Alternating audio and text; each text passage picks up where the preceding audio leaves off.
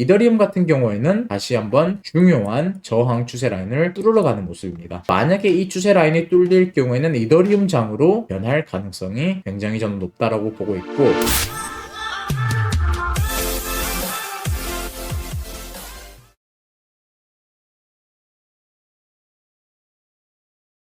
안녕하세요 여러분들. 오늘 또 추가적으로 녹화 방송을 진행하도록 하겠습니다. 저번 녹화 방송에 이어서 관점은 동일하고요. 일단 이 매물대가 지지를 해준 매물대였다라고 말씀드렸고, 그 당시 이 구간이 뭐다? 보합이면서 박스권을 이룰 만한 구간이다라고 말씀을 드렸지요. 우리가 봤을 때 지금 주봉 마감이 5시간 남았기 때문에 제가 녹화 방송을 빠르게 진행하는 건데요. 이 평을 보시면 주봉 위에서 세력은 어떠한 무빙을 주려고 했었죠? 그렇죠. 이 평 위에서 몸통을 마감을 하려고 애쓰는 모습을 보여주었습니다. 그건 무슨 뜻이냐? 웬만해서는 이 이평 아래서는 몸통 마감을 안 하면서 추가적으로 올리려고 애쓰는 모습이다라고 생각을 하시면 돼요. 자, 과거로 돌아가 볼게요. 여기서도 추가적으로 지지를 위에서 해주려고 했지만 한 번 실패한 이후에는 결국에는 저점을 갱신하면서 되돌림을 주었고, 반등을 하더라도 결국에는 지지를 추가적으로 못했기 때문에 큰 조정 이후에 지켜줄 다음에는 지켜주면서 추세가 드디어 고점을 돌파하면서 나왔다는 것을 포착할 수가 있어요.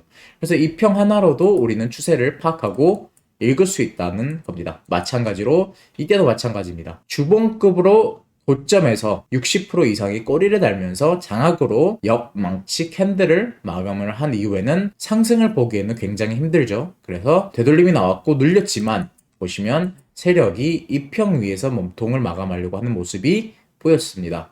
그래서 주봉 마감은 도지로 마감이 되었고, 그 다음 봉은 추가적인 저점 갱신했지만 결국에는 이 평 위에서 몸통을 마감하면서 다음에는 10,000불 이상의, 20,000불 이상의, 50,000불 이상의, 거의 이 자리서부터 분석을 하면 40,000불이었으니까 거의 한 60,000불 가량의 상승 추세가 나왔다라고 보시면 됩니다. 그래서 이 평으로도 있는 추세를 읽을 수 있기 때문에 저번에도 제가 이것을 언급해 드린 거고요. 자, 그러면 지금 같은 경우는 우리는 이 차트를 어떻게 해석해야 되느냐?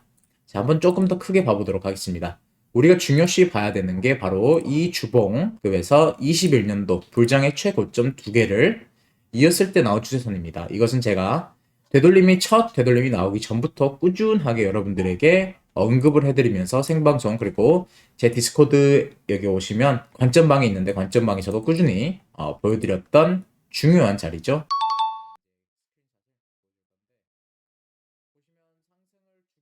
보시면 상승을 주기 전에 지지를 해주었고, 추가적으로 고점을 준 다음에 거의 10,000불 이상의 10,000불가량의 하락을 주었을 때도 지지를 해주었던 자리였습니다. 그래서 이 자리는 중요한 자리가 맞겠구나 라고 생각을 하였고, 이번에도 내려올 때는 저는 관점을 나왔습니다. 바로 이 추세 라인이 지지 저항 역할을 할 것이지만 과거에도 뚫고 올라갔기 때문에 이번에도 뚫고 올라갈 가능성이 높습니다 라고 관점을 나왔습니다.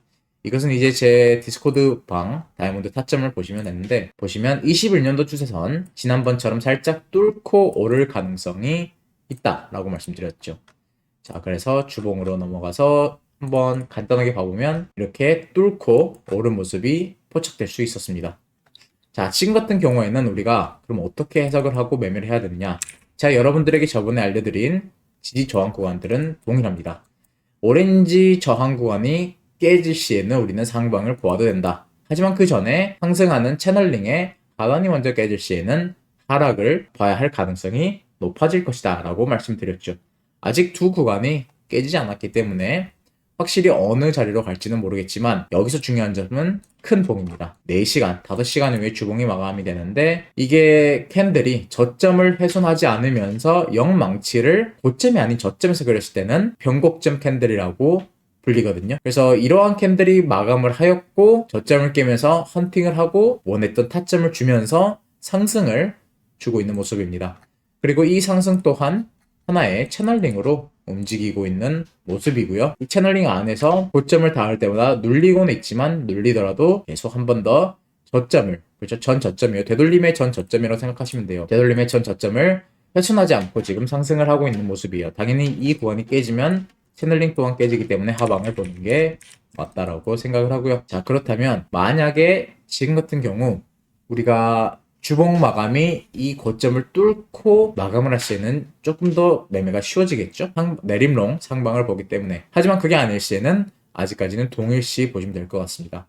그리고 비트코인이 만약에 가지 않더라도 우리는 조금 더 희망적인 게 이게 비트코인 도미넌스, 이게 이더리움 도미넌스인데, 비트코인 도미넌스는 제가 뭐 거의 생방송 할 때마다 분석을 해드리는데, 이 추세 라인을 중요시 보시면서 이 추세 라인이 깨졌을 때는 비트코인이 단기적으로라도 고점이 나왔을 거라고 생각을 하시라고 말씀드렸죠. 그런 이유로 큰 되돌림이 나왔었고요. 지금 같은 경우에는 이 추세 라인을 뚫었지만 다시 한 번 더 눌리는 모습이에요. 반대로 이더리움 같은 경우에는 다시 한번 중요한 저항 추세 라인을 뚫으러 가는 모습입니다.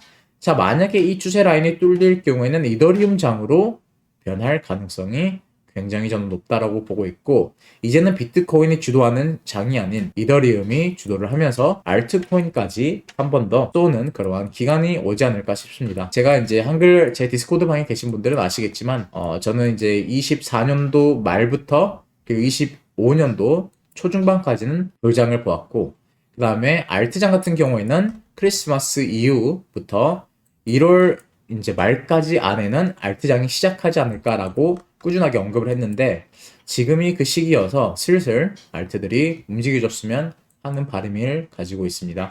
그래서 매수를 저는 거의 다 맞췄고요. 단기적으로 뭐 사고 팔고 하는 그러한 코인들은 뭐 여러분들도 아시다시피 있겠지만 그 외에는 크게 건들지 않고 있습니다. 최근에 이제 매매한 것은 XRP 같은 경우인데, 이것 또한 제가 여러분들에게 실시간으로 어디서 샀고 어디서 팔았는지 말씀드렸기 때문에 여기서 샀었고 여기에서 팔았습니다.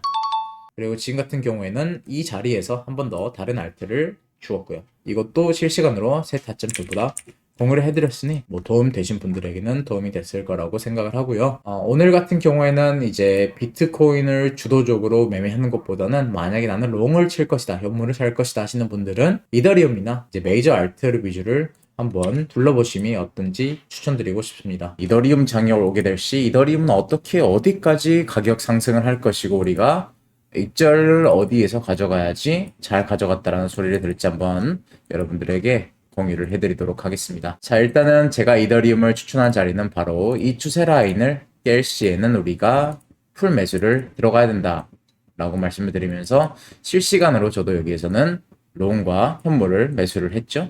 그 다음에는 수익을 보고 이 구간에서 1차적인 익절을 하고 되돌림 자리에서 추가적인 매수를 가져갔습니다. 그러면 지금은 왜 단기 고점이 나왔으며 되돌림이 나왔는지를 한번 분석을 해보고 빠르게 한번 어디까지 볼 수 있는지를 알려드리도록 하겠습니다.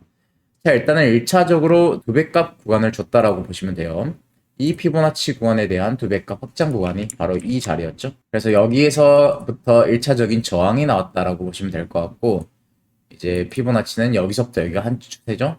이거는 이제 불규칙적으로 나왔기 때문에, 그래서 이 두배값, 이 횡보 구간의 두배값에서 저항이 나왔다라고 보시면 됩니다. 자, 그러면 이 자리는 어떻게 봐야 되느냐? 바로 수렴이 이탈하기 전에 첫 추세에 대한 확장값과 추세 기반의 자리에 놓여 있었다라고 생각을 하시면 돼요. 그래서 첫 추세에 대한 추세 기반으로 1대1 자리와 전 고점의 매물대 저항 자리이기 때문에 이 구간에서는 저항이 나왔다라고 보시면 됩니다. 자, 그렇게 쉽게 두 자리를 주고 지금 다시 한 번 더 되돌림 이후에 제가 봤었던 자리에서 추가적으로 지지가 나온 다음에 상방으로 이탈을 하고 있는 모습입니다.